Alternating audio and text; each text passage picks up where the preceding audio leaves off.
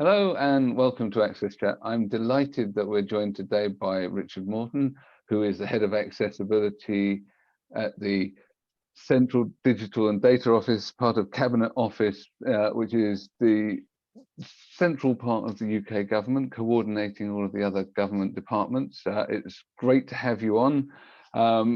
So, Richard, how did you end up working in the field? Because this is something we always ask our guests, is what was your journey into accessibility?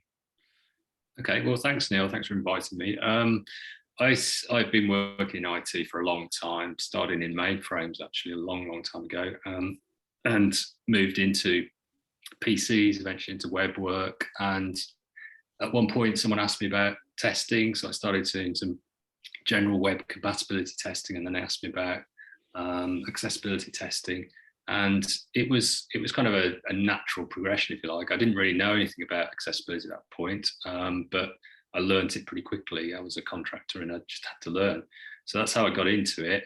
From there on, I kind of specialized in that area. I did do some web design and development, but at a fairly low level for small organizations, small local clients. But I found much more sort of work available doing accessibility audits, again, particularly the web content accessibility guidelines and other standards, some against Section 508, that sort of thing.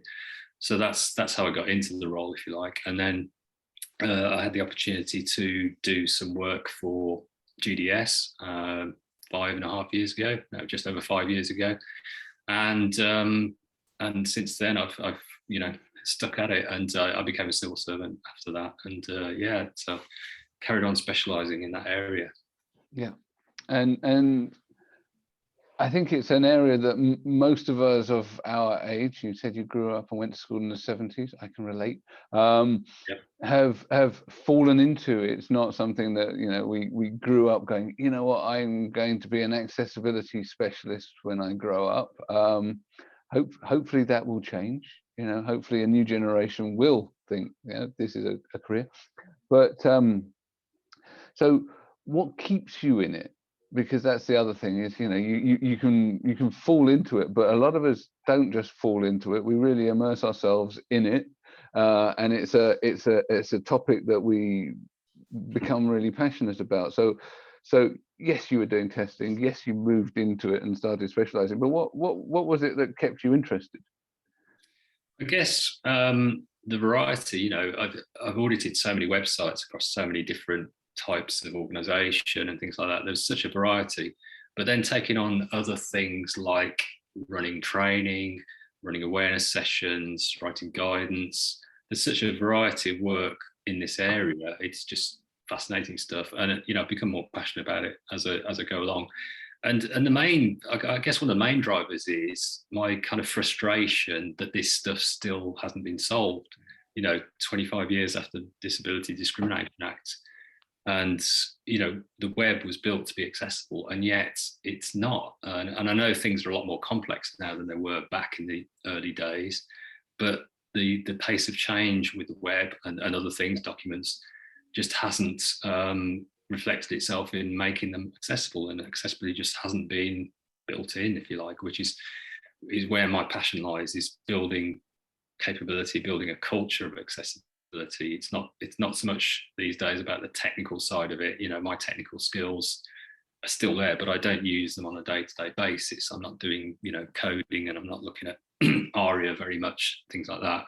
I'm looking much more at sort of cultural change and organizational change, structural change, that sort of thing.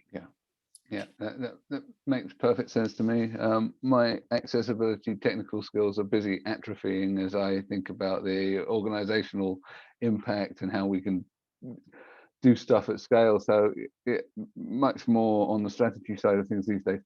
And talking of strategy, why is digital accessibility so important to the public sector? I mean, I think we probably already know, but it would be good to hear from your point of view why government and public sector sees it as so important. Yeah, sure. I mean, I think so much information and so many services are now either completely digital or predominantly digital, that it has become more important, even more important, digital accessibility. I mean, it always was important, but everyone expects to be able to do things electronically. They need to want to do it right now. They need to do it on mobile devices where they are. So it's vital it's built in. And when you think about the public sector in particular, it's even more important because, you know, for example, if I want to arrange a bulk waste collection or renew my passport or even view a planning application, I can't sort of go through Google search, find a provider, and then if they're not accessible, go to the next one. I don't have a choice. There's only one organisation I can go to renew my passport, which is Home Office. So we talk a lot about the concept of the click away pound in electronic retailing and stuff, and that's great. It's a really useful analogy that people can click away and go to other things, but they can't with the public sector. So it doesn't apply. So it has to be accessible. There's no option, and people have to use government services, whether they're local government or central government. Also, it's vital to think about how we make effective use of public money. You know, the government costs a lot to run, but it has to be spent effectively. We can't, deal with fixing accessibility failures all the time. When that money could be better spent on getting it right in the first place, building it in. So it's all that side of it as well. Richard, thank you so much for being on the program. We really, really appreciate it. And I'm joining from the States. I'm joining from Virginia. And I know that when we were updating our 508 law, and it's funny when I heard you say 508, not everybody these days in the accessibility field always knows about 508. So I can tell when somebody knows that they have a little bit more understanding of what's happening in the world. But I know that when we as a country were working on 508, we decided to make our government figure it out first, and then everybody else would follow suit, even though we gave our government no, money or training or support doing it. It's like, good luck.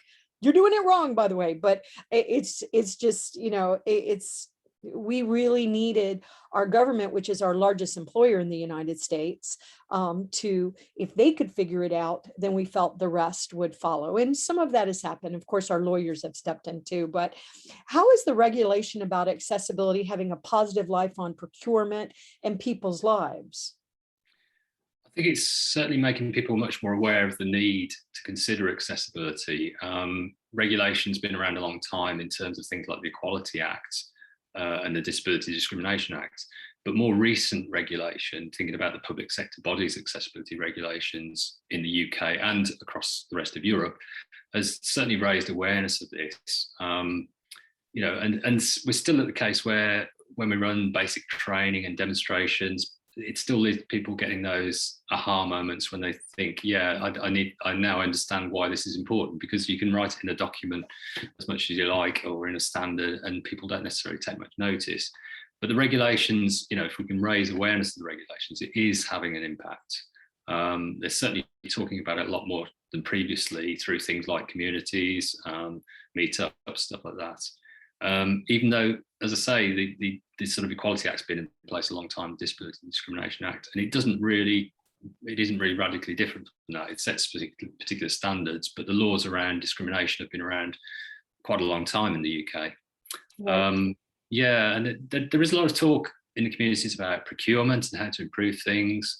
And so, including all these basic legal requirements is important, but one thing we have found, and I'm sure that's the case in the US as well, is that many suppliers don't seem to know much about accessibility. In the private sector, you talked about government, starting with government. It's similar in the UK that the public sector has led the way here.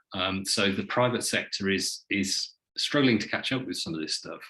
But bigger suppliers, certain ones are taking this seriously and working hard to improve things. And I always point out, it's in their commercial interest. If they're supplying to government, government's a big part of their market, if you like. So it's in their interest to do this stuff. Right. And I know that in the States, the United States government is the biggest procurer of services and products. So if you want to buy from the United States government, you're supposed to be accessible. And we created even a testing group in our Department of Homeland Security. But I just wanted to make one more comment, then turn it over to Antonio. But and I believe Neil wants to make a comment too before Antonio. But I just wanted to say the point that you were making about we have to go to the government for services. I can't file my taxes with another vendor. I have to file my taxes with the Internal Revenue Service. I just thought that was such a really important point, and it seems like often people forget about that. So I just wanted to say thank you for your leadership, because we need people like you leading us all over the place. I know, Neil, you want to make a comment before we give it over to Antonio. Well, thanks, Deborah. Yeah.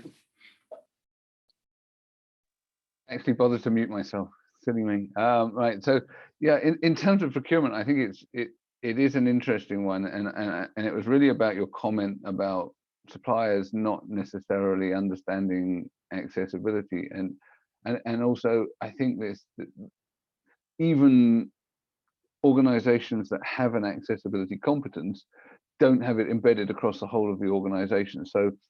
So what I often see is that you have accessibility conformance statements, and people will take the existence of a conformance statement or a VPAT document as conformance, when actually it's a report on the lack of conformance for the most part. So that lack of understanding is something that we're trying to educate our procurement people about, and generally through procurement help people understand that these statements of conformance are tools for us to use to help inform our choices, rather than a rubber stamp that you can now go ahead and buy stuff. And equally on the sales side of things, you know, people go, we're fully 508 compliant, when they mean they filled out the form.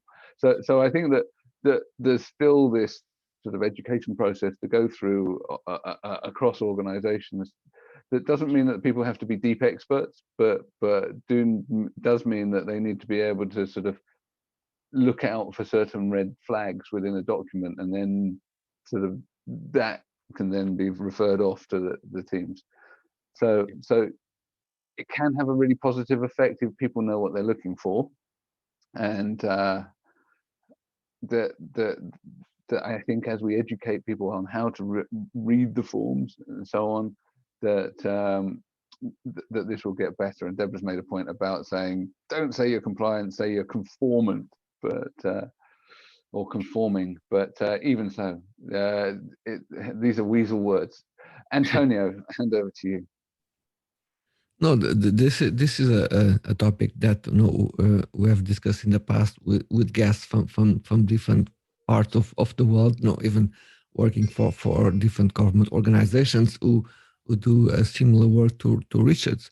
So my question is, many countries have regulations on accessibility, but how can we make sure legislation is respected and put into practice? Because sometimes we have efforts from coming from many different sources, from government, we have advocacy groups, but how we can make sure that in the end the outcome is achieved?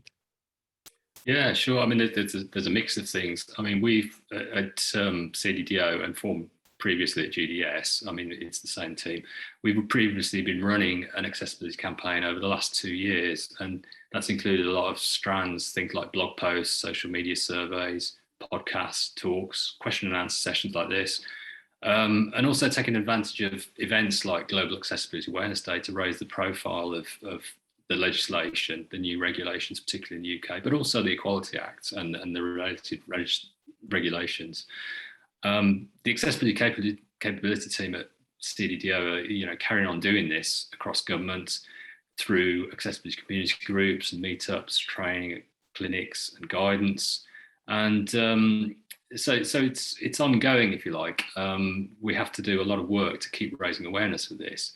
But then there's the other side of it, which is the monitoring and enforcement. And CDDO runs the monitoring process for the public sector body accessibility regulations in the UK. Each country in the EU, when it was EU regulations, chose a body to monitor and enforce the regulations. So that was GDS, but now that's moved to CDDO as from last April. They're a separate team within CDDO, but we actually work quite closely with them. And what they do is they monitor a sample of the many thousands of public sector websites and documents and intranets. And they do a range of types of testing on those, simplified, detailed testing. They then report back to the organisations if there are problems or if there are discrepancies between the accessibility of the website and what they say in their accessibility statements, and they give them a reasonable time to fix the issues found.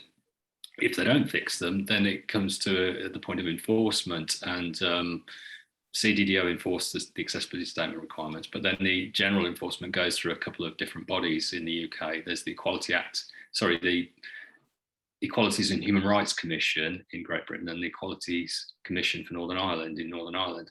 They then enforce it, and they just use their existing powers under the Equality Act and the Disability Discrimination Act. And it's still early days. The regulations have been in place for 3 years now nearly, but the sort of the requirement for existing websites to meet regulations came in last September, and the most recent deadline was in June for mobile native applications in just June this year. So it's in many ways it's still early days, but we're working hard on ensuring that the legislation is respected and put to practice. Yeah, I'm really interested in this sort of sampling and sort of understanding how you can get that representative sample. Obviously, you can't test everything, and you say it's a separate team. So I mean, the amount of stuff out on the web is growing exponentially. So how is that team, and how do you think similar teams in other countries can cope with that exponential growth and keep on top of stuff? Because not only do we have a growth in the number of websites, but the change is constant as well. Gov.uk doesn't stay static. There's so much change. Yeah, absolutely. I mean, there's new websites appearing every day, new domain names, things like that, and obviously short-term initiatives, things like that. It's a real challenge. It's a big task. There are tens of thousands of public sector websites. We couldn't possibly monitor and check them all, but it's like any kind of auditing, sampling, testing, similar to the way HMRC do investigations. They can't possibly check everyone's taxes, even if they wanted to.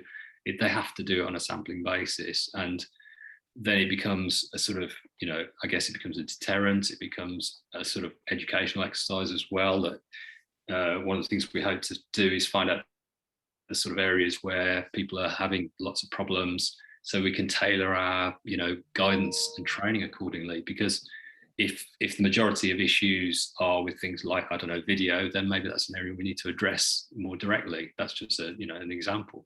So yeah, it's always going to be difficult to come up with a sort of a complete list of websites to test and come up with a sample, but we're working hard on making sure we get a good cross section, and making sure that it's representative of the public sector. Thank you. Right. It's interesting, all of this, especially when I compare it to the US, because we don't officially have an enforcement, even though we have our access board. Our access board provides technical support, but they do have enforcement under the ADA anyway. We get all complicated. But what do you consider to be good practice on the accessibility of government communications to make sure all of the agencies do understand, but also the public understands? I think it's good practice in communications is vital. I mean, obviously there's the general communications around publications. There's hundreds of thousands of publications on gov.uk. So we have good principles in place to try and ensure those are accessible. But there's whole other areas that possibly haven't been looked at in such detail up to now. Things like emails, documents, social media. There's kind of a realization that things that weren't thought possible before and just hadn't had the effort put into them could become possible. So, we've had to do a lot of work around trying to make sure that people think about their social media, think about emails. Emails are complicated because so many different email clients are in use. They're not as reliable in the sense of they don't, you know, they're not consistent in terms of supporting standards, if you like browsers are. I mean, browsers aren't perfect by any means, but they're more consistent than they used to be back in the bad old days of the Netscape Navigator wars and things like that. I've been working with the GDS communications team and the Government Communications Service, which is a whole agency within government, on trying to improve awareness and general communications in areas specifically like social media. So we've been running regular webinars for communications professionals, giving them the basics of the regulations, why accessibility is important, and hints and tips to make their communications more accessible, and also providing guidance around social media. And we still have a long way to go because, you know, I still regularly see stuff that comes out with videos where there's embedded captions, or what you might call subtitles, that aren't the audio described. So for anyone who can't see that, they don't get that information. So there's still a long way to go in that area. And I think part of the issue with that is that a lot of work is outsourced. So again, it comes back to the private sector in many areas, that if we're outsourcing stuff to agencies and things, we've got to make sure they know what government requirements are or public sector requirements are. We've got to make sure they've got the skills, the knowledge to be able to provide those things. And, you know, from my experience, media agencies don't provide captions by default, for example. They you know, either they offer it as an option, or they're not even aware that, you know, you might even want to ask for it, which is shocking in many ways. But so I think we've got a long way to go with a number of areas. But we're working hard, as I say, to try and raise awareness within the communications professionals across government, so that they know and they can ask the right questions and they can put the right things in procurement contracts, those sort of things. On the topic of social media, I personally believe that social media organizations will also have a role to play on helping people to make their content more accessible on the channels. We know that Twitter allows you to bring alt text, but doesn't do a great job on the caption side. And the same apply to other social networks, because I believe that if social networks are able to improve the part of the back end of their platforms, the usability of how you are able to do those things, people will be more prompt in order to use them. Yeah, and I think people are becoming more aware of that, particularly in the areas of captions, where I think the stats are that the majority of videos on Facebook are watched with captions because people just don't put the audio on, and so it's benefiting everyone. But as a result of that, people are starting to think more about it and thinking, I need those, you know, and why aren't they there, or why aren't they there by default? But yeah, you're right. Some of the platforms, some of the social media platforms, still have a way to go in terms of making you do these things up front. So alt text, whilst it's possible to put it in most social media platforms now, I don't think any of them sort of prompt you to make sure you do it. So, you know, maybe that's the next stage. And I know there's challenges around that. It's not a simple thing to solve. You know, something like Twitter is quite a different thing to a website, even though technically it's using web technologies. It's such a different way of working. So these are complex things. Yeah. Those workflows are super important, and quite often we forget that there is a really important accessibility guideline from the W3C, which is possibly has more impact than even the web content accessibility guidelines, even though it's less known, which is UAG, which is the user agent. Essentially the user agent stuff, because that is the stuff that creates the content that then becomes the stuff in the in WCAG. I'm tying myself up in knots today. It's been a long day. I have another question, which is related to some of the events recently, in that the government has published its disability strategy, and in that there's lots of stuff about government departments talking about the stuff that they're doing to work for towards greater inclusion. So in the context of what you're doing, how can cross-government initiatives take accessibility, you know, into other government departments? What are CDDO doing with, for example, the Home Office or others in terms of sharing best practice and skills and so on?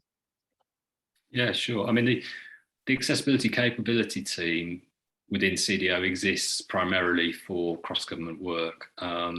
It was kind of a split off from the original accessibility team when we created the accessibility regulations. We had to have a separate team for that. So it's predominantly involved in that area, and we created the government accessibility communities about 6 years ago, just before I started.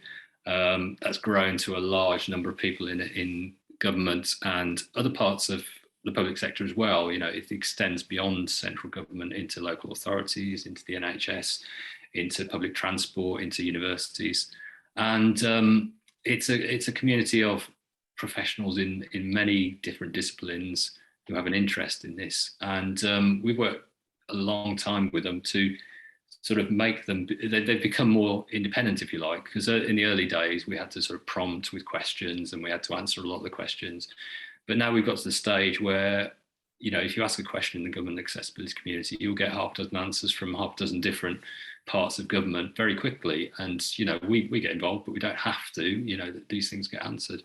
So it's definitely working well. And, you know, we do work with other parts directly, like HMRC, like DWP, Department for Work and Pensions, and Home Office, and we work on various initiatives. There's groups of accessibility specialists working together as well, and you know, we're continuing, as I said earlier, I think, to build accessibility capability. We run awareness sessions around assistive technologies, around introductions to accessibility generally, and we provide a lot of input into guidance that goes on places like GovUK and into the service manual, which is part of the government service standard, which is predominantly aimed at central government services, but can be used by anyone. So there's sort of good accessibility guidance in there as well. And what it's meant is that there's been initiatives around specialized areas. So for example, data visualization and graphs. A lot of that has come from organizations like ONS, the Office for National Statistics. There's another initiative going on, which is around maps. Maps are really complex and difficult things to make accessible. We're not just talking about location maps. We're not even just talking about interactive maps where you get data pins and things like that. We're talking about things like planning, where you have to input boundary maps and things like that. It's quite a complex area. So there are working groups that go on within both the accessibility communities and the design communities, and they all talk about accessibility and make sure that's included within that. So there's a lot going on in that area, if you like. And I guess the great thing about the communities is that we get a diverse range of ideas as well. It's not just, you know, CDDO or GDS coming up with these ideas. There's plenty of talented people in those organisations. There's plenty of talented people across the rest of government, and of course they've all got different perspectives. You know, this is from across the UK, so it's not just England, it's not just the southeast or London. It's very much across the UK. So we're building on that, if you like, and it does take work, you know, managing communities, managing meetups, things like this. And as I say, initiating in various initiatives. We help with those, we try to facilitate those, but we're getting to the stage where the communities are starting to do some of those things themselves without us even prompting them, so that's great. Excellent. I need to correct myself. I got myself in a twist. I said user agent, I meant ATAG, which is the Authoring Tools Accessibility Guidelines. So long day. Because it's the things where you make the content and the fact that they need to produce that content accessibly and prompt you that is so important. Obviously, we do talk to people about intranets and publishing tools and things like that. And the need to think about those things. And to be honest, it does sometimes come as a surprise to people that we're not just talking about public-facing websites. People often think that's the end of what they need to do, and it isn't. Obviously, there's a lot of stuff around that. You've got to make these tools work for everyone. And the civil service is a big organisation, you know, and like everywhere else, it has a a wide, diverse range of people working there, and a large proportion of those are disabled. And there are, as we always talk about, permanent, temporary, and situational impairments as well. And I also want to make a comment, because I've been blessed to be in the accessibility field since 2000. And I just find that a lot of accessibility, people that consider themselves experts in accessibility, sometimes just don't understand the complexity of what you're dealing with. I don't believe I could possibly understand the complexity of what you're dealing with. I would think I could, but it's sort of the same thing with the complexity of what a billion-dollar corporation like Atos deals with. So we sometimes hear experts saying, government, stop using all PDFs. Don't use the maps. Don't, it's like, but so I just want to thank you for your leadership. And I hear often from large corporations in the US that the experts or the community just don't understand the complexity. If you're pulling one thing out and you want to make this one drop-down box accessible, well, you can do it. And you had mentioned ARIA, which I know you know what you're talking about when you say ARIA, but it's just interesting because I think sometimes the vendors don't understand the complexity of what you're dealing with. And I just, wanted to give you a moment to talk about that before Antonio asks one of the last questions. Sure, yeah, and as I said earlier, I think the web started out as a very simple thing, didn't it? It was text and hypertext links, and that was it. And so it had accessibility built in, and as you've seen demonstrations of it, it's the original website is still responsive. It will change flow and things like this, and it's quite accessible. So complexities came in when people added images, tables, multimedia, all those things, which is great. It would have been stagnant and not that useful if they hadn't. But it's introduced a lot of complexity. But I'm thankful there are a lot of experts out there who know this stuff and who can work out this stuff. I never describe myself as an expert. I always think you're not an expert because you're always learning. I'm always learning. And also, I mentioned earlier that my technical skills are probably not as much as they used to be. And they don't need to be honest, because I don't need to know the last detail of things like ARIA and stuff like that, but I need to know where to look for that if I need to. But we have to sort of specialize. And if you like, my speciality has become raising awareness and building capability and training and things like that, which is, I love doing. But I'm still fascinated by the technical side of it, but I don't have to deal with that on a day-to-day basis. But yeah, you're right. The expertise needs to be there, and people aren't aware of the complexities of this. When I start to look at some of the details of CSS and HTML, it scares me sometimes, but I know where to go for the answers. That's the thing. There's some experts out there. Continuous learning is something that that we're all passionate about. Following changes. So today we're all here, working from home. Richard, what changes have you observed in the realm of accessibility in the last 15 months? What are the things that capture your attention?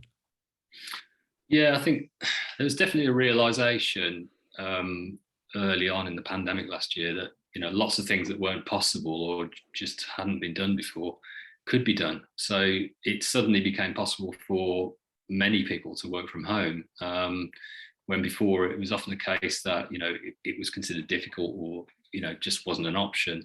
And there are challenges with that, and organizations have had to adapt. They've had to provide things for a home office setup, simple things like, well, not simple things, but things like mice, monitors, office chairs, those sort of things, to make people have a usable working environment. And of course, reasonable adjustments where they need particular adjustments or particular things. So it's been a challenge, but it's proved that a lot of things are possible. And that wouldn't have been possible 10 years ago anyway, because of the broadband landscape then was a lot smaller than it is now. It's still, it's still difficult in many areas, and many people don't have fast broadband, things like that. So there are still a lot of difficulties in that area. But also, within governments, it became clear very early on in the pandemic, it was not only possible to design and build accessible things very quickly, but it became essential. In theory, yes, you could design something tomorrow and build it quite quickly, but practicalities mean you have to build a team, you have to do that sort of thing. But actually, the first GovUK COVID-19 service was built in a few days, 3 or 4 days, I think it was, essential service. And what it really showed, though, was that it had accessibility built in from the start, because it was built from accessible components, which came from the government design system, which came from previous iterations, if you like. So there's an approach of building in accessibility from the start, and I'm not claiming that's perfect or anything like that. There's always room for improvement in those areas, but it meant, as I say, you could spin up quite a complex service in a few days that was vital at the early days of the pandemic, and that could be vital in other situations as well. And the more efficient we are, the better it's going to get. There's also been a big shift in things over the last 15 months as a result of the public sector bodies' accessibility regulations. I mentioned the second deadline was for existing public sector websites. That was September 2020 last year. So there was a massive push throughout 2020 to make things compliant with the regulations. There was actually some pushback, if you like, from people saying, "Oh, can we not do this because of the pandemic?" But we didn't. We did resist that and said, "Well, we're happy to collaborate and support, but you've still got to meet these regulations. You've still got to do them. You've still got to achieve them." So we didn't water them down. So that there was a big push on that front, and obviously that continued with the regulations about mobile apps and things like that. So there's definitely a change in the landscape over the last 15 months, and I think for me, what's important is it's raised awareness. People talk about compliance and performance, but every talk I give, I always talk about going beyond compliance and conformance. Compliance or conformance, whatever you want to call it, is only the basics, and it doesn't guarantee something's accessible, and it's only there in some senses a tick box exercise for many people. They might say, what do we need to do? What's the minimum we need to do?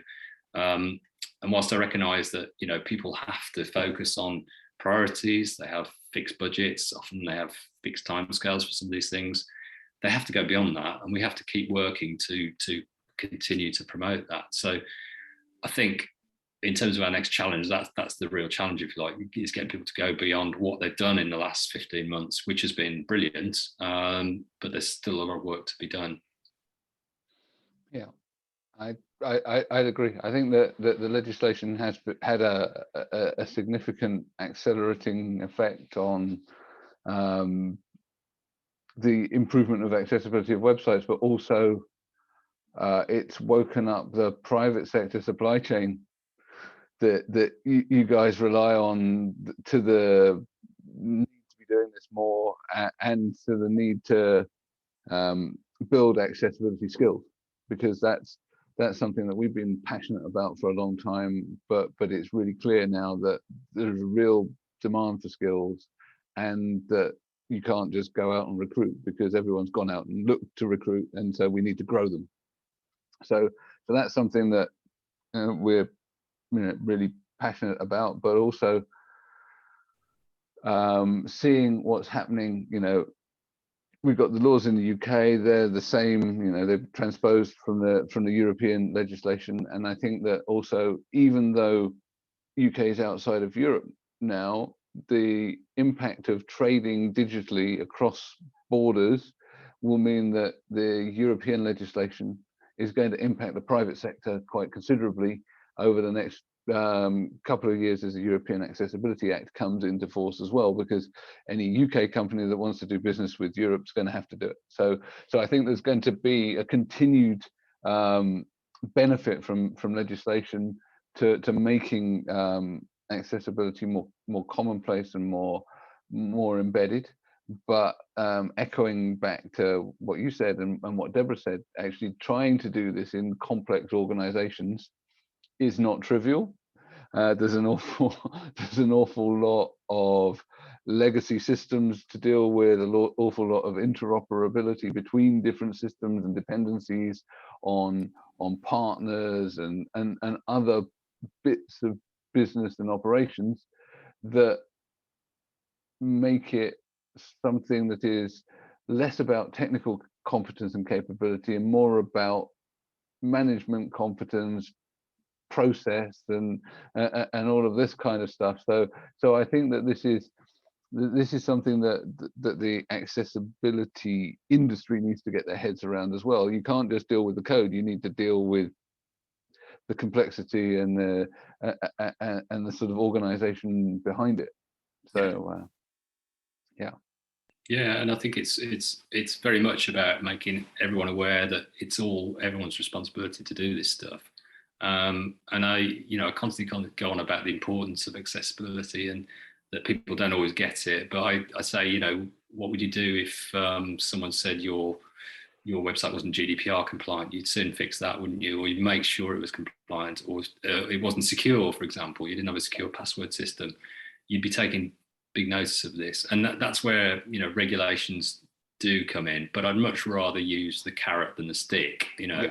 And I'm a pragmatist. I recognise that people do struggle with some of this stuff, and it's not easy to get the priorities right because they've got big projects coming on, they've got tight budgets, they've got limited timescales. But I just encourage people to make things better than they are. That's a big thing. Maybe that's not ambitious enough, but I am ambitious. But and I do push people. But I also just try and encourage, because I think that's really important. No, I agree. So thank you very much for taking the time to speak with us. GDS and now CDDO has always been a leader in this space, and I think has shone a light for other government services. So thank you for continuing to do that. Thank you for making us proud. And we really look forward to you joining us on Twitter on Tuesday night.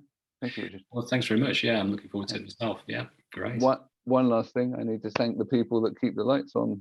So doesAXS, my clear text, and Microlink for supporting us over the years. Thank you. Brilliant. Thank you, Richard. We need more leaders like you. Thank you, thank you, thank you.